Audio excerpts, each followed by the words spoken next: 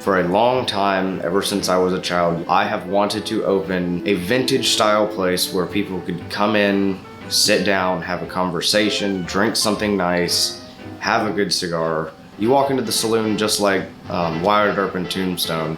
First thing you say is, hey, I'll have one of those cigars.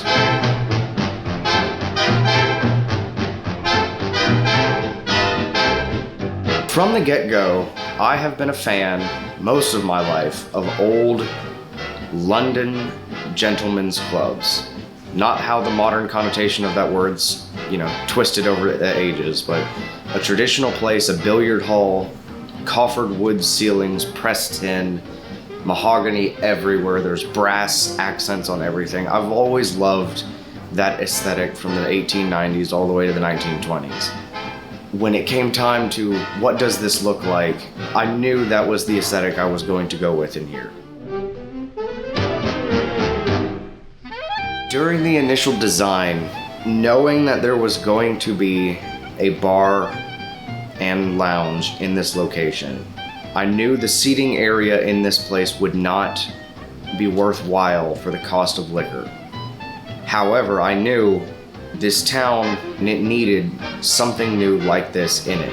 However, to make it viable, the building had to get bigger. The building had been occupied for about 20 years as relatively boring business professional office space. How do you make something have the proper luxury feel to accommodate your customer base and yet not be too small or too big?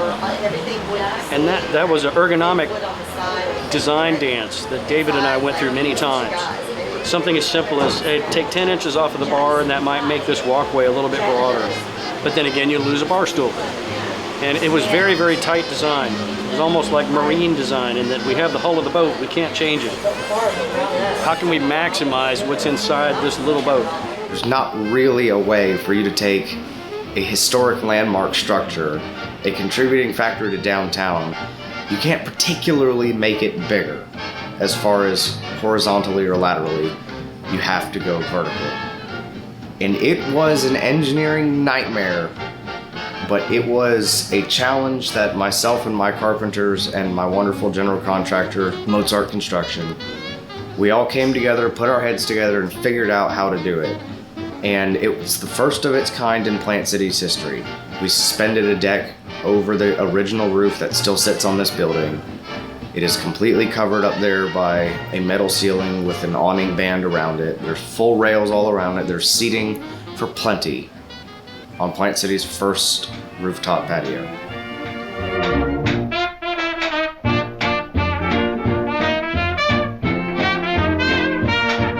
It's hard to plan sometimes when you have an old building like this, so you just got to jump in there and start doing things and figure it out as it goes. This old building was a bear to make it look right.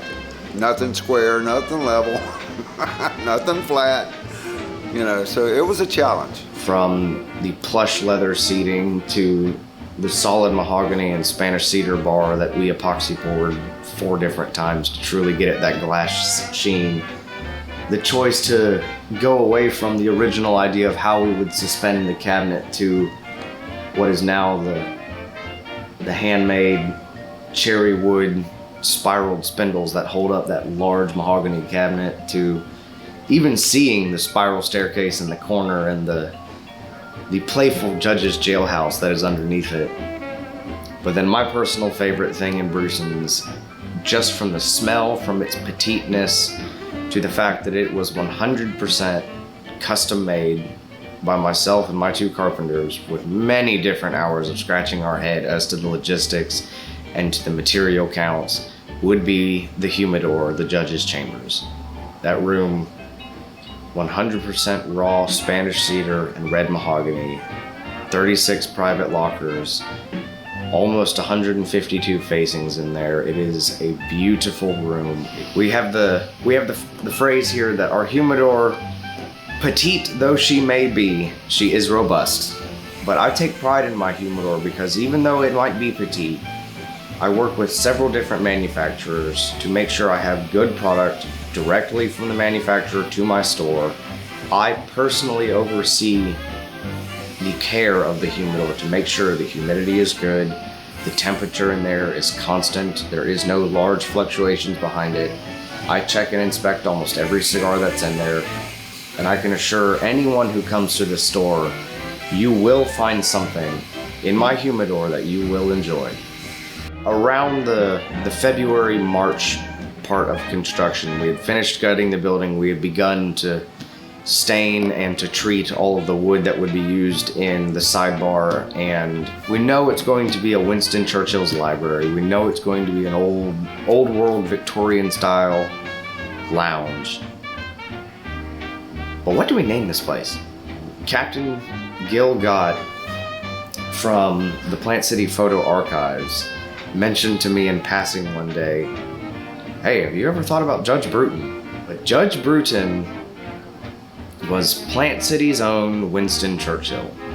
He was Plant City's municipal judge from about 1935 all the way into the 60s, when he also became a Hillsborough County Circuit Judge. Judge Bruton, no matter where he went, whether it was in his own courtroom, sitting on the bench, whether it was in the bank board meetings at the Hillsborough Bank, whether it was going to church, the judge had a cigar in his mouth. Now mind you, he didn't smoke the cigar in church, but according to several different people, he would still chew on them during services. Between his cigar and his Homburg hat, Judge Bruton was a character. When he was in prominence, everyone in town knew. However, he and his wife had no children. And so after his wife and he died, his legacy has swiftly began to disappear from Plant City's history. And when the chance came of, what do I theme this place? What do I name it after? Somebody said, hey, why don't you think of Judge Bruton? And upon further investigation, it was the most fortuitous suggestion I had gotten to that point of this was the man for the job, and I will not let him be forgotten in our town's history. If there was a person for whom a cigar lounge was meant to be named in this town, it was Judge Bruton.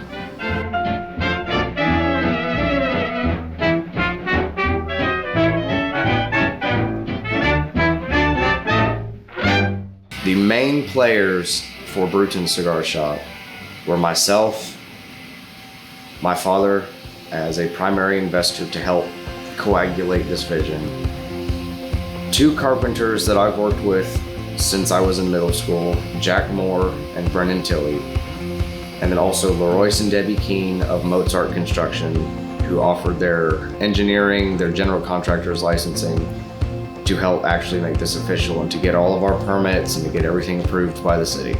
Whether you're from Plant City or not, we offer something here for everyone.